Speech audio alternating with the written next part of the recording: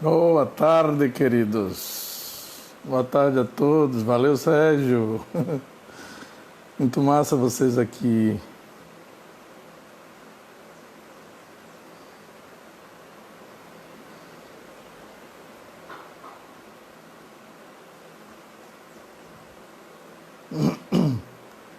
Só um minutinho aqui que eu tô me conectando, viu, galera?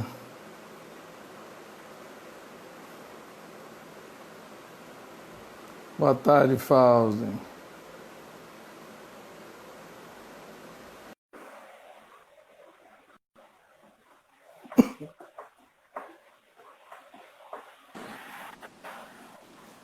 Boa tarde, Ellen. Boa tarde. A turma tá entrando aí. Vamos só dar uns minutinhos para a gente começar a falar. Lembrando, galera, que contém spoiler, viu? Quem não gosta de spoiler do filme, segura a onda.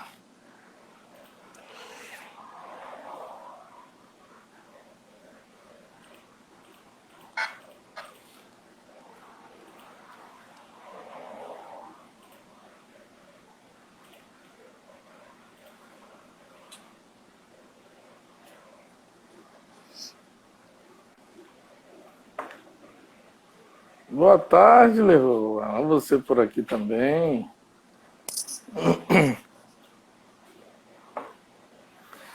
Ô, filha, você tá aí.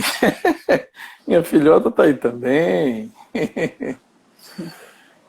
Oi, Olha, Fátima. Luana. Fátima, raio de sol. Beta, grande Beta.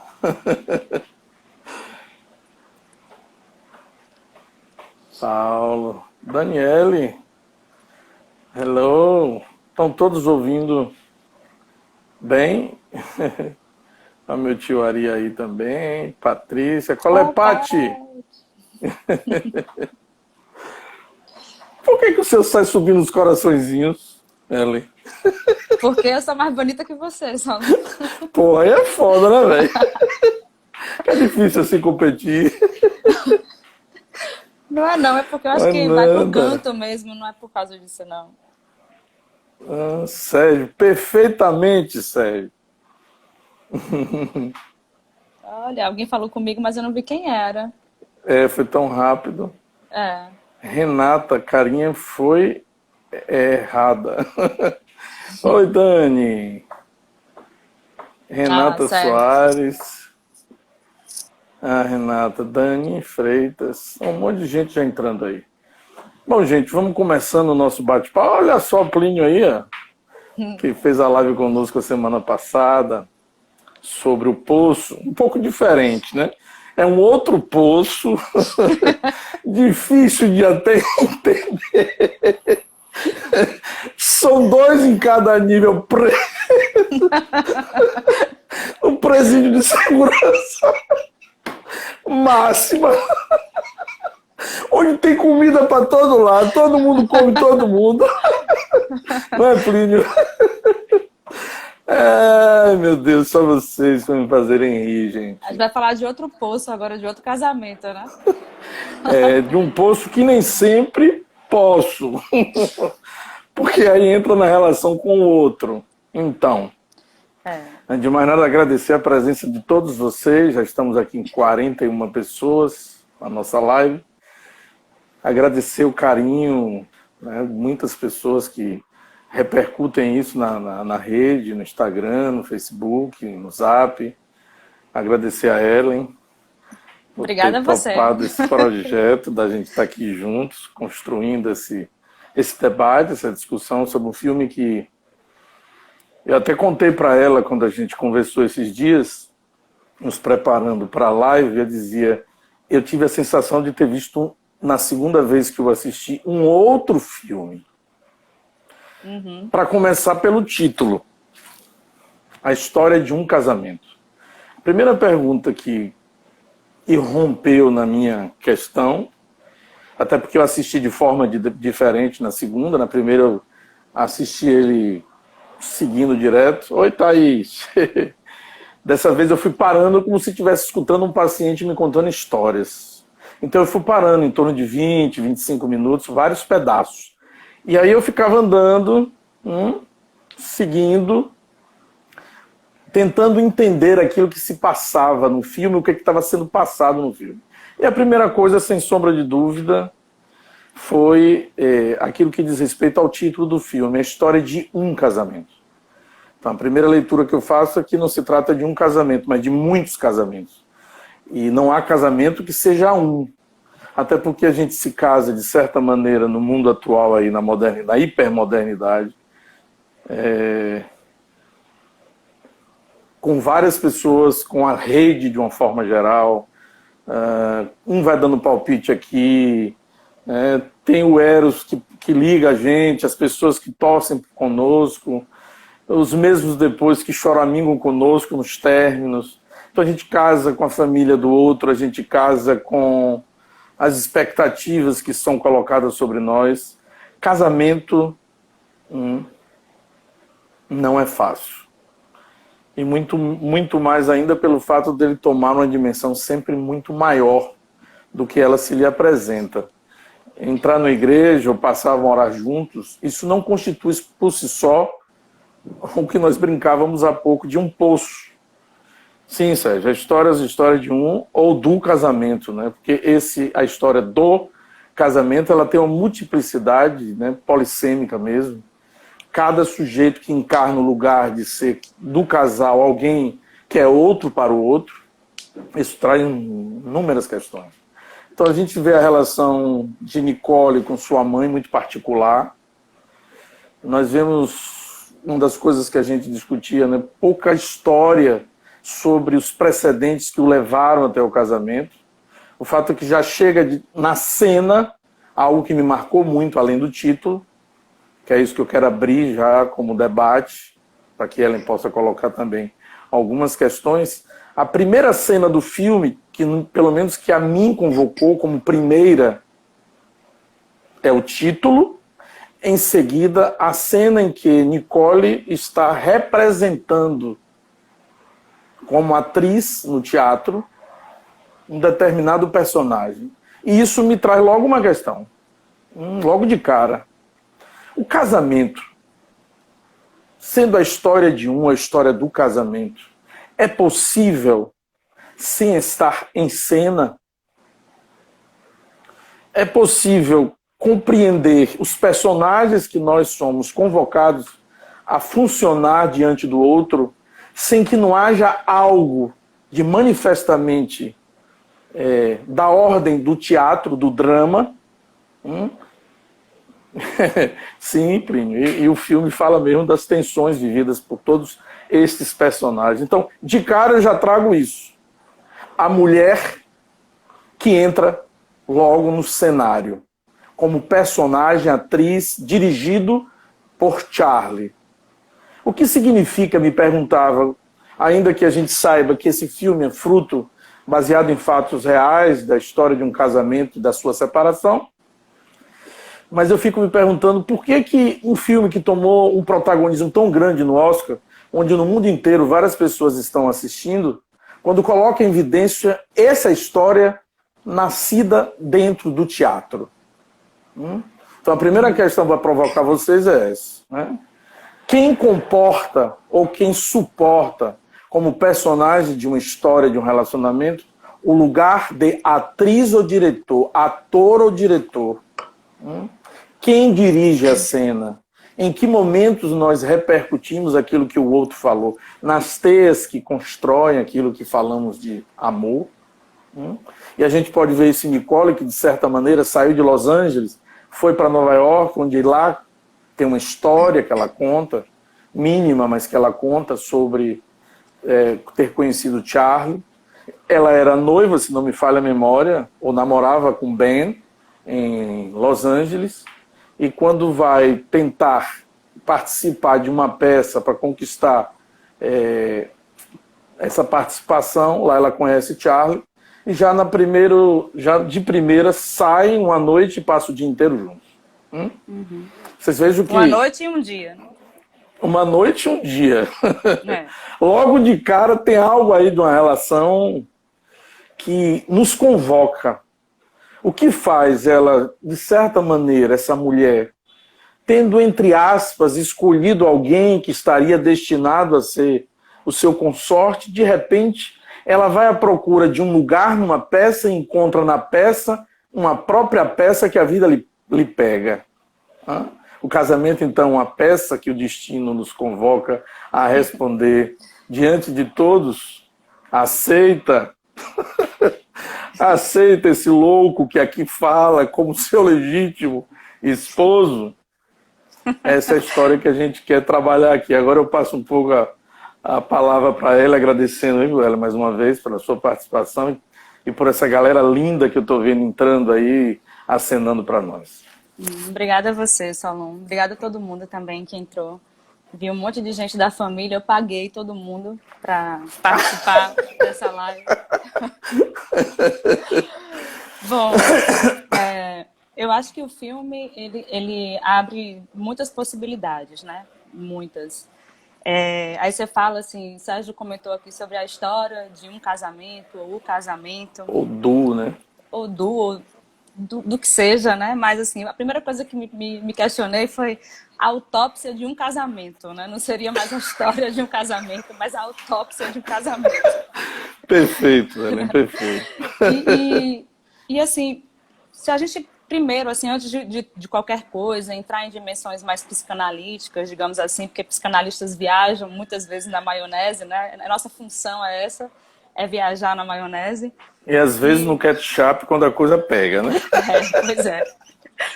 Mas assim, normalmente quando a gente pensa assim num filme, os primeiros 20, 30 minutos de um filme são um momento de abertura para que nós conheçamos os personagens, né? Sejamos convidados a conhecer um pouco quem é aquele personagem, os ambientes que esses personagens estão inseridos, né? O que cada um faz, um pouco da conduta, do caráter, né? Desses personagens. E de uma maneira muito inteligente, eu acho que o filme apresenta esses personagens para a gente muito do ponto de vista do que cada um vai falar sobre o outro, né? Não é simplesmente uma apresentação de cada um, né? Porque seria muito fácil, seria muito simples que cada um ali se apresentasse diante do que eu sou, né, enquanto uma pessoa física e o que eu sou enquanto uma mulher de alguém, digamos assim, né?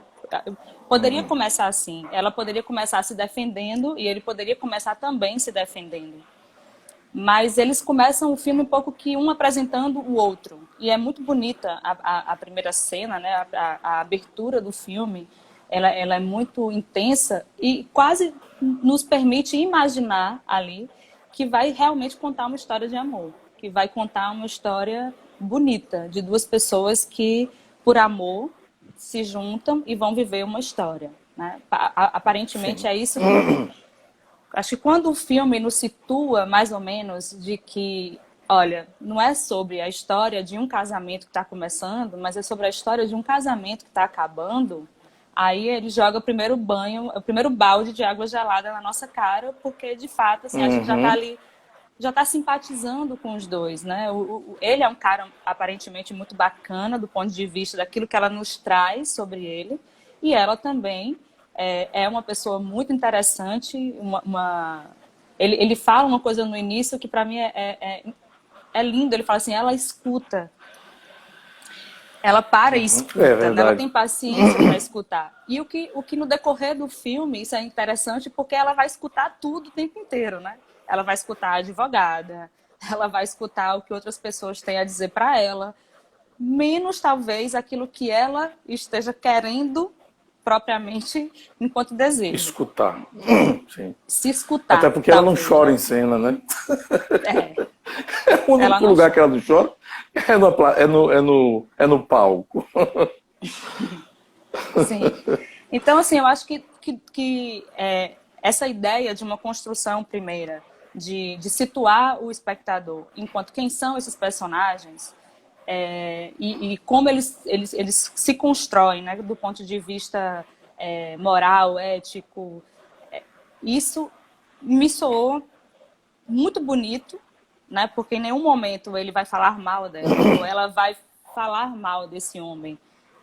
Você entende que os grandes conflitos aparecem mais quando o terceiro entra em cena, né? Não quando os dois estão ainda tentando, talvez, ali, não sei se, ou situar a gente, ou se situar do que está acontecendo, né? Porque a impressão que me dá é que essa ficha demora um tanto de tempo para ele e para ela caírem do que realmente está acontecendo ali. Se é o fim ou se realmente é a autópsia de um casamento, né? Sim, porque de certa Primeiro, para forma, começar, né? E de certa forma você me fez lembrar aquela passagem que diz que no divórcio os filhos são mortos, como é que são mortos sem cadáver, mais ou menos assim. Mas não são só os filhos, não. Não são só os filhos. As Não, acho pessoas que que se envolvem no relacionamento, no divórcio, há uma morte. O filme mostra isso claramente, né? São muitas mortes que precisam ser feitas, tanto no decorrer da alienação ao amor ao outro, até porque amar é dar o que a gente não tem, a gente se esforça para fazer que aconteça esse amor. Exato.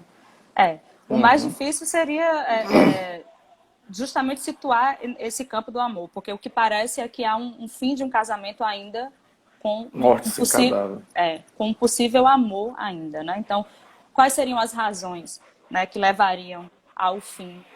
Porque a gente tem uma impressão que precisamos levar em consideração que o sucesso de um casamento é o tempo que ele dura, né? A gente tem uma ideia de que sucesso tem a ver com o tempo de duração de um casamento.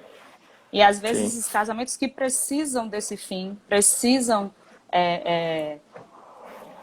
simplesmente romper com essa história, até para se construir uma outra coisa, seriam mais interessantes e mais importantes do ponto de vista psíquico mesmo, do ponto de vista da condição de saúde. Seria muito mais interessante casamentos que acabem enquanto ainda não se sabem nem por que estão acabando. Que quando se tenta, por alguma razão, dar um sentido a esse fim, e que é um sentido imaginário, que vai ser construído muitas vezes imaginariamente, porque quando não se sabe, tem uma tendência a se cair no engodo do que é por isso, é por aquilo outro, quando às vezes não é nada disso, é só uma questão de que as coisas também podem perecer. As pessoas talvez não queiram lidar com o fato de que as coisas também perecem, elas também podem acabar, não necessariamente porque tem que haver uma tragédia, tem que haver o fim de um amor, mas por outras razões, por outros caminhos, por outras escolhas, por outras saídas, por outras entradas, muitas vezes. E que às vezes é difícil que a nossa sociedade compreenda que nem todo fim é passivo de tragédia, né? Nem todo fim é trágico. Pode ser um começo, inclusive, para os dois, né? Ou para todas as pessoas que estão envolvidas, que você trouxe muito bem, né? Um casamento é uma cena, mas às vezes que não é só de dois, são de muitos, né? Porque quando você casa, vai você com todo mundo dentro da relação também, né? Você com a sua construção de cena do que você compreende o que é um casamento, que é explicado, que é entendido pela primeira relação que você tem de construção entre pai e mãe, né? E depois você vai levar ou uma corda. Patrícia está dizendo que o casamento é um laço ou não. Ou uma corda. Que enfoca.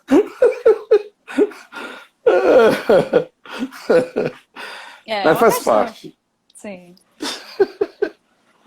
Contardo tem uma coisa que ele fala que eu acho super interessante, porque as pessoas acham que duas pessoas se unem única e exclusivamente por amor e que assim vão permanecer eternamente por amor.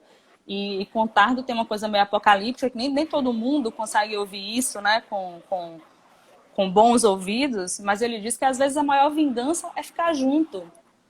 A maior vingança do ser humano às vezes é ficar junto, porque quando você amarela diante do seu desejo, o outro vira uma amarela porta... é ótimo, né?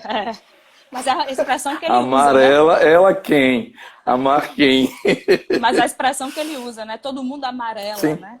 Diante do desejo. E quando você tem uma tendência a amarelar diante do desejo, o outro vira uma espécie de porta para definir a sua insatisfação. No caso de quando você diz, eu poderia ter feito isso da minha vida, se não fosse você, eu poderia ter feito um doutorado em Paris, mas eu não fiz porque eu me casei com você. Ou eu poderia estar em outro lugar, mas eu não estou, porque infelizmente eu tive que cuidar dos meus filhos e cuidar de você. Então, às vezes, estar junto também é uma forma de condenar ao outro aquilo que a gente talvez não consiga se haver com o próprio fracasso, que é o fracasso, inclusive, de não poder assumir a própria condição de desejo e assumir aquilo que realmente a gente quer. Então, é muito fácil colocar a culpa no outro, e que no filme a gente encara isso e vê isso muito bem, né? Eu não Sim, dirigi, eu não fiz isso, eu não fiz aquilo outro, porque o outro nunca me permitiu sim, que eu fizesse. A gente vê sim. isso com Chega muita ao ponto, clareza. chega ao ponto do Charlie chegar no final da briga do filme, lá vem spoiler, e ele dizer claramente, será que você vai querer que eu acredite que a sua infelicidade se deve ao fato de eu ser diretor e você ser atriz? Dizendo em outras palavras, ou seja, não há do lado dela, enquanto personagem, independente de gênero, porque eu sei que isso traz uma polêmica enorme.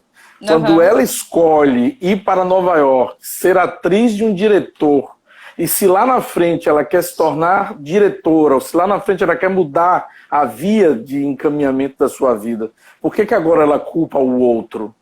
Assim como ele também faz culpas, coloca culpas no outro. É um cenário, acho que nesse sentido a gente pode dizer que o filme mostra, Helen, algo assim, se por um lado todos pensam, de certa maneira, de que o término do casamento soe como um fracasso, eu agregaria isso à ideia de que o amor por si só, ele já está montado numa estrutura de fracasso. Agora, é exatamente por fazer que ele não seja um fracasso que se torna gostoso, em que a gente se envolve, se apaixona, inventa formas de sustentar um andaime do nosso amor, que é esse edifício que cria, inclusive, uma relação mais permanente num casamento, mas assim como toda festa, um dia ela pode ser desmontada e levada para um outro lugar. Há pessoas envolvidas, os envolvidos na trama. O mais difícil talvez seja isso, acho que essa cena final, ela arranca algo muito forte da gente, onde os dois dizem coisas doloridíssimas, que na verdade já haviam sido ditas muito antes pelo silêncio de não ter se colocado, ou às vezes de ter se colocado com veemência, com violência, com desrespeito, com as posições que cada um enfrenta. Eu trago a título de provocação, Helen, também, e galera que está aí participando conosco, que soa no mínimo interessante que transcorrido, são o quê? 2 horas e 15 minutos de filme, se não me falha a memória, e 2 horas e praticamente 16. nada aparece sobre o sexo, a não ser a contra-regra. A não ser a contra-regra. A contra-regra é aquela que entra na história como a descoberta de uma traição. Só que essa traição, ela traz no conjunto da cena elementos que forjam o lado de uma vítima e o lado de um algoz. Como a advogada dela, né? O nome dela é Sara, não, acho que é Sara, Lara, me esqueci o nome dela agora, mas a advogada fantástica, merece Oscar aquela mulher.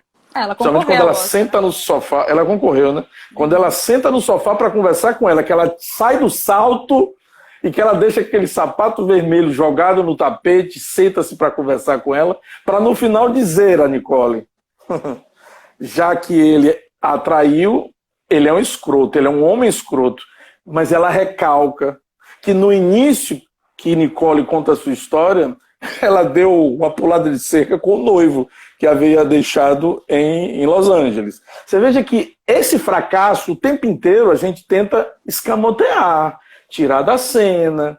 Daí a ideia que eu trouxe no início, que eu acho que essa discussão que eu fiz com Ellen esses dias por telefone, é a ideia, por que o teatro está aí? Será que é uma tentativa da gente, enquanto diretor, ajustar as cenas de acordo com a percepção que se tem do outro e da relação? O que a gente põe em cena naquilo que a gente chama de amor? Ou O que a talvez... gente...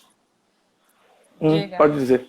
Pode Não, dizer. ou talvez tem uma coisa também, que é o fato de que você precisa ser protagonista de sua própria história, né? Independente de qualquer coisa que você escolha, né? Como no caso deles, há uma metáfora que é válida pela disposição real da coisa ali, que é a profissão deles. Mas na nossa vida, simbolicamente, a gente precisa tomar a rédea da nossa vida como protagonista.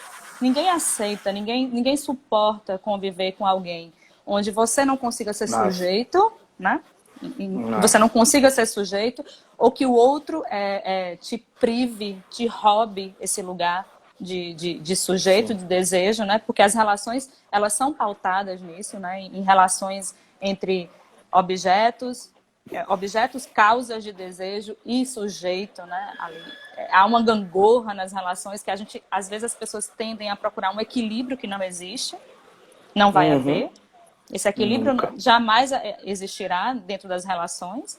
E a questão é que a gente consiga compreender que nessa gangorra nenhum fique sempre em cima e nenhum fique sempre embaixo, né? O ideal é que consigam os dois brincarem um pouco em nessas cima, posições. embaixo, em cima. Aí a coisa fica boa. Só fica bom se for assim, né? Uma variância. O ideal seria que você compreendesse que as relações, elas são pautadas, inclusive dessa relação, que não é uma relação de equilíbrio, de homeostase, como muitas pessoas querem acreditar que será dessa maneira, né? Não é. E no caso, assim, enquanto você colocar-se enquanto sujeito, né, você assumir os seus desejos, colocar-se enquanto sujeito, já é um bom começo.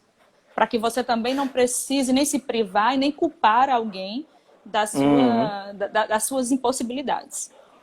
Sim, e você trouxe uma questão muito bacana, Ellen, quando você fala do protagonismo, né? Porque normalmente na relação esse protagonismo vai sendo pulverizado pela ideia de que amar é ser um com o outro. Sim, claro. E isso a gente vai abrindo mão de certas questões nossas, de certas identidades. E talvez seja o maior desafio do amor, de uma relação, é manter-se num certo protagonismo. Porque se de um lado é muito gostoso ser ouvido do outro, eu não existo, eu não sou sem você. Lindo, maravilhoso, bacana, todo mundo quer ouvir isso. E a gente diz isso nas letras de música, nas poesias. Lindo. Mas existe a hora da cena, daí eu vou voltar de novo à questão direção e representação. Né? Ato e representação. A vida é constituída de atos. De atos e saltos. Esses atos de saltos, e atos, inclusive com H. E atos também com H, perfeito. Onde há momentos que a gente precisa assumir voluntariamente essa ideia de supor a existência da relação sexual, a tentativa, o que é o amor se não a tentativa de fazer existir, ou seja, de existir num outro, o outro que é um par gemelar para o qual eu estou disposto a tudo. Ok, lindo. Mas isso não é o tempo inteiro. Não dá para você ficar assistindo o filme 24 horas por dia do seu relacionamento. Há momentos e momentos. Não sei se vocês prestaram atenção, ao longo do dia nós postamos alguns stories de diversas músicas de sofrência para que vocês pudessem, né, acostumando os ouvidos à realidade intrínseca desse protagonismo versus a saída da cena. Porque esses altos e baixos vão acontecer inexoravelmente. Ou seja, há momentos que a gente assume estar em cima, a gente, como ela bem trouxe, às vezes a gente assume estar embaixo. Essa flutuação precisa ser suportada pelo outro. E na cena que se apresenta no filme, isso fica muito claro, que esse é um ponto de tensão. Quando ela quer, e isso é um ponto de discórdia do casal, ir morar em Los Angeles, ele quer manter-se em Nova York, a impressão que há uma cidade que tem espaço e a outra cidade que só tem buzina. Ou seja, há um lugar que é mais palatável para um e há um lugar que falta espaço para o outro. Há uma geografia de poder estabelecida. E aquilo que eu sempre digo, né? O poder está do lado de quem concede, ponto. Então, se ela concede a Charlie o direito, entre aspas, de que ele comande a sua vida, inclusive do lugar que vai morar, uma hora essa periquita vai ter que ser paga. Essa nota promissória vai ter que ser paga. É porque normalmente depois vem a conta, né? E a conta fica muito alta depois, né? Depois, assim, você abre todas as concessões como se você estivesse fazendo isso em prol de dois, mas eu duvido muito que seja em prol de dois. Eu acho que é sempre um lugar de ideal, que é você que constrói em relação ao que você precisa fazer por um outro. Tem gente que goza Sim. facilmente desse lugar, né? De esconder-se ou se deixar se escamotear, digamos assim, para que o outro sim. sobressaia, mas é um lugar de gozo, não é um lugar de olha como eu sou bom, olha como eu sou maravilhosamente uma mulher maravilhosa, porque eu te deixo triunfar, porque eu te deixo todos os holofotes para você, né? Tem uma ideia de que a gente acha que precisa, né, sair um pouco desse lugar de sujeito para deixar o outro triunfar, e eu acho que isso é um engodo, isso é mentiroso, porque no fim das contas a gente cobra depois, né? Porque essa ideia de esse amor trovador, que nada quer do outro, apenas esse ideal de amor que é construído culturalmente, socialmente, para a gente acreditar que há esse ideal, esse lugar de amor romântico, é uma ideia falaciosa para a gente construir, inclusive, infelicidade, né? Porque quando você vai conviver, quando você vai, né, viver no mesmo espaço com outra pessoa, esses ideais começam a se desmoronar, começam a cair rapidamente. Ninguém consegue sustentar esses ideais por muitos e muito tempo. O ideal só é construído, só é sustentado quando estamos distantes, quando há uma certa distância, né? Aí esses ideais conseguem, inclusive, ser sustentados. Mas junto, esses ideais caem por terra muito rapidamente. Então, aí vão ter que precisar dançar uma outra dança para sustentar esse tal amor, né? Que foi contemplado como aquele que é para sempre, aquele que é o ideal. E depois, nem todo mundo consegue, enfim, trabalhar por isso, né? Às vezes, dentro de um casamento, precisa um trabalho que é mútuo. E nem sempre as pessoas estão dispostas, né, a isso. Sim. Tem uma cena da série PC de Contardo que ele tá mantendo uma relação com uma mulher que vive na rua, né? Ela é moradora de rua, ele está mantendo uma relação com ela. E num determinado momento, ela começa a sair muito de casa, voltar de madrugada. Sempre que ela volta para casa, ele já está dormindo, né? E aí ela vira para ele em algum momento e diz assim: você não tem ciúme, né, disso? Aí ele faz: tenho. Mas se eu te cobrar isso, eu vou exigir que você se transforme em outra pessoa quando foi que isso em você, essa sua liberdade, foi o que me conquistou, que me chamou a atenção. E de repente você vai lá tentar emoldurar o outro num outro lugar, né, que seja, digamos assim, uma espécie de reserva para você, ali aquele outro, mas quando não foi nada daquilo que chamou a atenção. Às vezes é a liberdade que o outro tem, às vezes é a vivacidade que o outro tem. E às vezes as pessoas querem matar um pouco isso, né, um do outro. Então, por isso que as relações, às vezes as pessoas vão achando romanticamente que desses dois podem fazer-se um, e aí que a gente entra na maior... Só que vira um problema.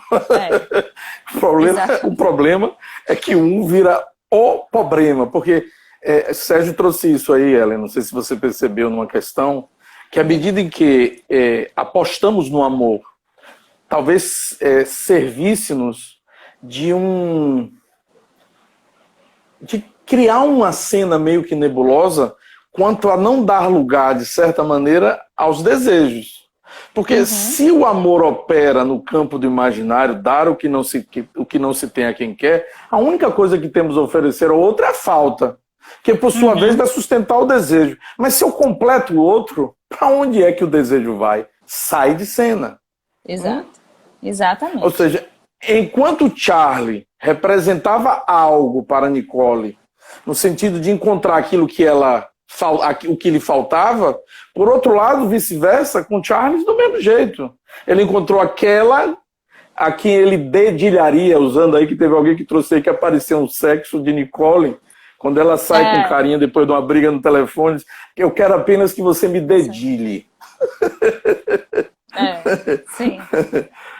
Bom, dedilhar até onde vai? Ou seja, o que significa cada uma dessas situações, né? o toque, Aham. que imagem a gente está fazendo à medida em que vai se destruindo os plugs que a gente foi construindo nesse imaginário, essa relação, flutuando entre protagonista e antagonista, fazendo silêncio quando deve dizer, gritando quando deve silenciar, escapulindo pelas vias das excitações externas. Ou seja, gente, por mais que a gente queira configurar num padrão moralista, porque de certa maneira o casamento vem atravessado por um discurso religioso que diz assim, e agora viveram para sempre, vão viver para sempre. Mas para sempre em que sentido? Porque se tem a ideia, Ellen trouxe isso, de que o casamento que deu certo é aquele que durou a vida inteira. Mas durou a vida inteira o quê? Que casamento nós estamos falando? Porque às vezes há desrespeito, a desconsideração, a perda do lugar de protagonismo, muitas questões. Às vezes, como eu acho que Contardo fala muito bem, a maior vingança às vezes é ficar junto. Então, às vezes não se fica junto por amor, às vezes fica junto por ódio e não por amor. Né? Então, eu não vou deixar aquele outro viver feliz longe de mim. Né? Longe de mim você não é feliz. Né? Então, vamos transformar nossa vida no inferno. Isso. E muitos, né, tem até música que diz algo assim, que é preciso uma dose, de certa maneira, de inflexões, ou de deflexões, ou de certa degenerescência que possa, por exemplo, vir pela via do ciúme, pela via até da raiva, de uma briga, para depois esquentar a relação. Mas esquentar o quê? Ou estamos requentando a comida já comida, a experiência que você não tem coragem? Porque uma das coisas mais difíceis do casamento, não sei se você concorda comigo, ou se vocês estão participando conosco, o mais talvez difícil é o desafio de ter coragem de dizer sim a si mesmo. Qual é a hora que você abriu mão de ser? Porque, via de regra, a gente acaba se perdendo e só lá na frente a gente vai ver que a conta já não fecha.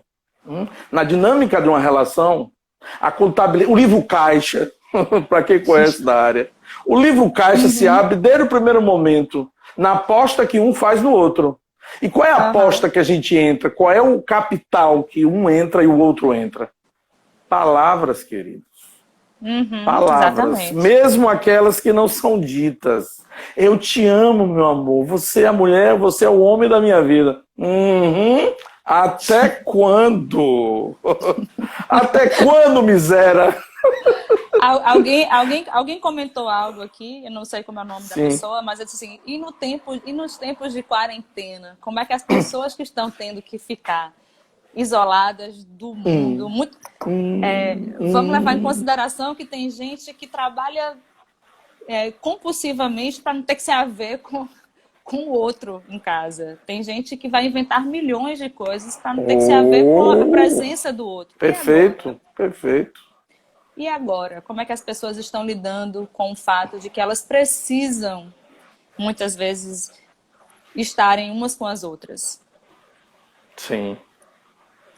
Como é que será que as pessoas estão sobrevivendo a isso? Né? Os casamentos... E outra, não é a quarentena que traz já crise para o casamento, gente. Vamos combinar isso juntos. A merda já estava... Usando um termo bem trivial, a merda já fedia há muito tempo, gente. Não tem quarentena. A quarentena apenas é ótimo. Olha o ato falho. A quarentena apenas, A com H do verbo haver, revela algo que já está no tribunal da consciência de cada um. Até porque, ou no tribunal... O ser humano tem um delay muito grande na escuta. Quando algo acabou, já acabou há muito tempo. Só que só se percebe no a posteriori, mas já acabou há muito tempo. Então não é uma quarentena. É algo que já está posto ali, né? Então, assim, a não relação sexual, assim, para os não psicanalistas, né? Porque não sabem o que Lacan quis dizer com essa loucura, mas a falta de entendimento né, entre os dois, você percebe assim, ela tá num tempo, sobre o filme, né, a Nicole tá num tempo que o Charlie tá em outro, ele não tem a menor dimensão do que está acontecendo, a ficha dele só cai muito tempo depois, né, ela já está se preparando para ir embora e nunca mais voltar, quando ele acha ainda que ela vai voltar. Então, imagine que as relações, elas não têm nenhum tipo de complementaridade, as pessoas não se entendem, os significantes não chegam iguais, né? Cada um com a sua história, cada um com seus problemas, vai entrar dentro da relação, cada um com seus fantasmas, cada um com suas questões, e estaremos falando um com o outro, achando que estamos nos entendendo e não estamos entendendo nada. E o mais importante de tudo, Ellen, que eu acho que isso tem que ser ressaltado aqui, para que a gente não pense, não transforme na ideia de que o casamento é ruim. Não, gente, casamento é massa, maravilhoso. Só que tem horas boas e tem horas ruins, tem horas maravilhosas, gostosas, excitantes. Mas o casamento é uma forma, inclusive, de nos experimentarmos. A gente cresce no casamento, a gente cresce nas relações. Nós não seremos mais o próximo. Tem uma letra de Jorge Vecílio que eu amo, que ele diz mais ou menos assim: nós somos o efeito das experiências vividas, da ponte que atravessamos, desde lá de trás, na primeira, até chegar até você. Ponto. Agora, se essas pontes não revelam em você a alma, o espírito, o sujeito do desejo, que abre mão de ser quem é, em prol de estar repetindo neuroticamente um gozo insaciável, de estar sempre encontrando-se no lugar da vítima, bom, esse é um problema que você vai ter que resolver, ou na sua análise, ou plantando bananeira.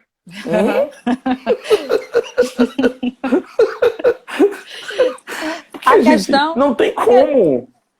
A grande questão é que tem coisas que a gente vai para análise também sem querer saber, demora muito tempo, né, para criar coragem, inclusive, de estampar as coisas que a gente está tentando guardar o máximo, as 7 chaves, vai se saber por quê, né? Porque as pessoas têm uma ideia de que vai se procurar um analista que quer se conhecer e quer saber algo, e não é bem assim, né, que a banda toca, porque no final das contas as análises demoram muito tempo justamente porque as pessoas protelam muito, né, até querer saber alguma coisa sobre, né, o que você está chamando que já está fedendo há muito tempo, né?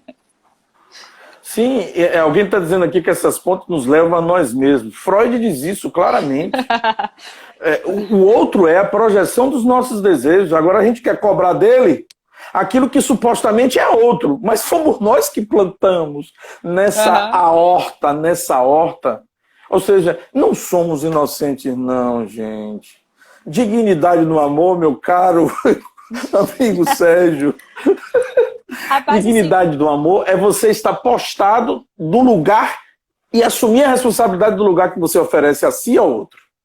Na medida em que você perceba, entre aspas, o que está sendo jogado e não ficar de inocente, porque muitas vezes tem muitos que o filme mostra isso claramente, um responsabilizar o outro, né, e aí paga advogado para dizer em voz alta aquilo que já é um ventríloco do seu próprio desejo. Por isso que podem parecer carrascos. Eu, por exemplo, quando assisti a segunda vez aquela advogada, eu fiquei dando vontade de dar uma broca nela. Quando ela diz, por exemplo, para a cliente, para a Nicole, já depois que termina a ação, que a guarda da criança é 55-45. Ela não entendeu de 55, mas não era meio a meio? Por que 55-45? Para ele não ter o gostinho de dizer aos amigos que foi meio a meio. Ela está o tempo inteiro querendo se vingar do casamento dela, do ex-marido dela. E aí ela transpõe o campo da ética para invadir, quase que como um pastor que em algum momento está no confessionário indicando, orientando qual vai ser a praxis, o que é que o outro vai fazer com aquela situação. Então, alguém disse aí no início, Ellen, que os advogados são personagens à parte que constrói o enredo do filme. Concordo plenamente. Eu acho o seguinte, eu acho que os advogados ali, eles servem para dizer coisas que eles ainda não falaram um para o outro, ou sequer se deram conta por eles mesmos ali.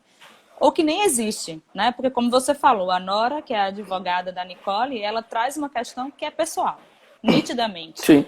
A Nora leitura na fala da Nicole, da Nicole, a Nora, que a Nicole está se separando porque foi traída. Quando que a Nicole não diz isso em nenhum momento. A traição é apenas um ponto que está bem fora da curva, porque o que importa para a Nicole ali é, quando eu disse para ele que eu estava indo fazer uma série de televisão, ele riu de mim. Então, o que importa ali para ela é aquele lugar ali, que ela não considera que o outro a enxergue enquanto sujeito. Ele riu, ele debochou de mim. Se ele não tivesse debochado de mim, eu não precisaria me separar dele. E, além do mais, ele me traiu. Então, a traição é um ponto muito secundário e que para ele é tão secundário quanto, porque ele diz assim, a sua preocupação não deveria de eu ter ido para a cama com ela, e sim de eu ter rido com ela. Ele foi feliz com essa mulher em algum momento, não foi uma questão de sexo, foi rir, foi se divertir. Então, são outras coisas ali que estão em jogo, e a gente, às vezes, na nossa percepção do lugar comum da coisa, né? Que todo fim tem a ver com isso, que as relações são pautadas sempre com a mesma receita, e não são, né? Para algumas pessoas, determinadas coisas são, meu Deus do céu, a ponta do iceberg, né? E para outras, não é assim. E tem uma coisa, Ellen, diga. É porque Sérgio fala assim... Eu costumo dizer que o amor só pode ser vivido, o amor neurótico, ele só pode ser vivido a 3. A dor que o amor a dois traz é insuportável. Amor a 2 é amor, né? Da loucura, ou seja, você é tudo pra mim, você tem a senha do celular do outro, você invade o mundo do outro, desrespeita o outro. O amor a 3 tem uma saída. Espero que não seja pela direita, por amor de Nossa Senhora. De preferência, ou pela esquerda ou pelo centro, mas pela direita não. Por Jesus. Olha, Sérgio faz uma pergunta aí que, se eu bem conheço meu amigo, é uma pergunta a la Lacan, né? Sérgio faz uma pergunta, eu quero saber quando é que eu chega a esse amor mais digno. Porque Lacan diz que em algum momento existe um amor que é um amor mais digno, né? Na teoria dele. Só que, como sempre, Lacan não vai explicar isso da forma mais clara que possível para explicar para a gente que amor digno é esse. Mas, assim, eu acho que, partindo do pressuposto de que quando você tem uma espécie quando você se alinha com o seu desejo, né? Quando você não abre mão dele, quando você não foge do seu desejo, e que você entende que cada um é um nessa empreitada toda da vida, cada um é um, e você tem que respeitar isso no outro e aceitar de que o outro você não é imprescindível para ninguém. Você não é a única pessoa que é capaz de fazer o outro feliz. Mas você tem que entender que você tem que estar disposto a agir e doar o melhor de si. Quanto menos demanda e quanto mais entendimento sobre os desejos, mais digno vai ser uma relação. Ou seja, a dignidade está em ser outro sem perder o seu lugar. Exatamente. Porque sendo no seu casulo narcisista, você não vai poder se desdobrar na direção do outro. Mas se você sai inteiro, sem ficar com o seu rabo preso em algum lugar, talvez você não encontre o caminho de volta. E muitos casamentos acabam por isso. Você perde a sua identidade. O nome do filme é A História de um Casamento. Ou seja, quando eu falo identidade, até parece que é uma coisa importante assim. Não é tão importante do que eu estou falando de identidade simbólica. Os psicanalistas que estão aí entendem o que eu estou falando, mas os que não são psicanalistas, a identidade simbólica é o que confirma o nosso lugar, de onde a gente responde pelo que a gente é, e não porque disseram a gente. Ah, não, minha amiga disse que eu não devo me separar agora não, porque homem é tudo igual, a gente vai terminar essa relação, aí vai encontrar alguém igualzinho. Não encontra não, viu, amor? Não tem ninguém igual, não. Eu até concordo que homem é tudo igual, com a diferença que eu sou diferente. Mas há sempre uma diferença. Aí é que está a história do amor, gente. O que é que faz do amor? O amor faz maravilhas mágicas. A mágica do amor é sair desse lugar popular, né? Dessa fala, homem é tudo igual? Mas eu vou fazer dele um diferente. Eu vou vê-lo diferente e vice-versa. Mulher é cada uma diferente da outra? Mas a gente tem que fazer algo diferente com isso. Não é só torná-la diferente. É mais que isso. É torná-la única. É torná-la o traço daquilo que me insere, me inscreve na nossa relação de sintoma. Ui!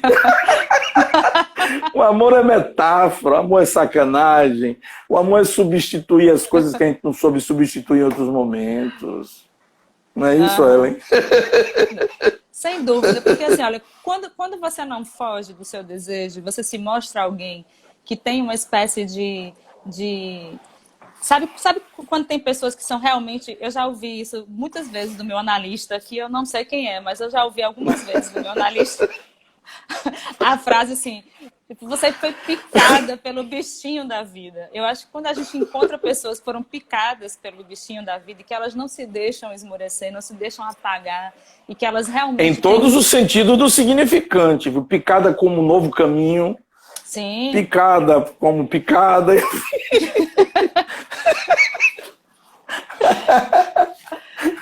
E aí, o que acontece? Essas pessoas, essas são as pessoas que te enchem de tesão pela vida também, sabe? O que não dá para existir é você encontrar alguém que se apaga diante do seu próprio desejo, não encontra saídas, né? Não encontram reinvenções, né? Porque, assim, obviamente que se a gente levar em consideração que sintoma todos nós temos e precisamos inventar alguma coisa, né? Para aprender a lidar com essas dificuldades e essas questões que são tão idiosincráticas, né, de cada um mesmo.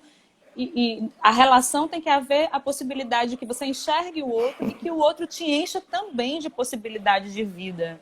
Né? Não é alguém que te rouba a alegria de viver, mas alguém que te enche também, né? Que junto quer alguma coisa, quer emergir de um lugar novo, Isso é que eu acho que é a grande lance da dignidade de duas pessoas que decidem, né, ficarem juntas, porque isso é uma decisão. Sim, é uma decisão e como toda decisão, o nome já está dizendo, a origem, a etimologia da palavra. Tem algo do decidir, nós estamos na decisão sempre divididos, porque a gente nunca sabe se a nossa escolha foi certa ou não. E eu diria... Talvez por isso eu seja tão otimista em relação aos casamentos. Até porque eu já vivi alguns. Casamento é maravilhoso, porque é exatamente por nos colocar nessa posição que a gente se divide, a gente vai conhecer outras particularidades que nós não conhecíamos do outro e principalmente de nós. Suportar a dor é foda. Ou desculpem, é um manejo. Mas assim... É isso que ele já está chamando a atenção. O desejo causa invenção. Um casamento que perdeu a sua condição de reinventar, bom, alguma coisa não está funcionando bem. E por isso está na hora de sentar para conversar. Isso não significa que a qualquer situação que possa vir a ocorrer, que a gente tenha que transformar um palco de guerrilhas. Aquele joguinho chato, aquele joguinho... de querer cutucar o outro, aquele joguinho histérico, de manter a insatisfação sob qualquer forma. Bom, eu estou falando de algo muito mais maduro, ainda que reconheça que a maturidade da neurose é sempre a maturidade meia madura. Não se trata, como o título lembrou bem, não se trata de encontrar a metade da laranja. Não se trata de encontrar a alma gêmea, porque vamos encontrar uma algema.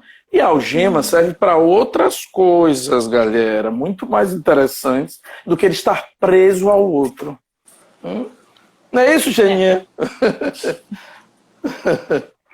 Gente, só lembrando, porque a semana passada na live com o meu querido Plínio, que está aí também rodando, quando deu uma hora cai, aí tem que entrar de novo. Então, fiquem ligados. Conversas intermináveis... Não diga. Porque quando completa a hora cai, a gente tem que entrar de novo, Ellen. Ah, entendi. Conversas porque já estão também... há 3 minutos. É cheio, né? É isso que eu ia falar, né? Quando você falou assim sobre a questão do diálogo. diálogo não é DR, né? Começou Não, com DR, não, esqueça. não. Já acabou, Aliás, eu faz até muito brinco tempo. hoje no Story, eu brinco com Story, porque eu escrevo DR com D do verbo dar, DR, de errar. R. É, R. é. Então, esse R é de outra natureza. DR é uma coisa chata pra caralho. Não O se Sérgio trata tá de falando que DR. esse filme merece 2 lives. Mas só 2, querido? Merece muitas lives, muitas loves. E principalmente, ô Jairinho, e principalmente a ideia de que de que um casamento possa chegar ao fim não é que alguém tenha que laivar as mãos, não. Não estamos falando disso, não. Eu acho que existem relações e relações, relações que permitem ainda acordos, repactuações, reinvenções. Outros tantos que não. Aquilo que era para dar, deu. E suportar a castração. Porque dói, gente. Existir dói, amar dói. Agora, é um doer que de vez em quando é tão gostoso. A gente não pode perder essa mão. E olha que mão agora é uma coisa complicada. Já pensou? Com a quarentena agora, quem tem que comprar álcool gel para todo mundo do casamento.